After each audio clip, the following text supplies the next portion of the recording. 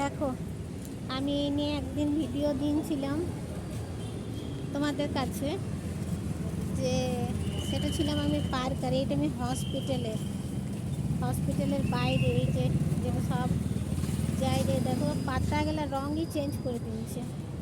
আমি সব মানে যারা এইসব খায় আর কি, সেই সব দাদা ভাই দিদি ভাইদেরকে হাত জোড় করে রিকোয়েস্ট করছি, এইরকমভাবে গাছের সৌন্দর্য নষ্ট করো না। তোমরা সাইডে ফেলো, দেখো প্রত্যেকটা গাছের দেখো।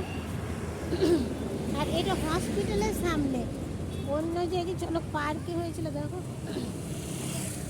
মানে কত মানে। আর এটা আমি সরকারের কাছে অনুরোধ জানাচ্ছি, যারা এরকমভাবে ফেলাবে তাদেরকে আপনারা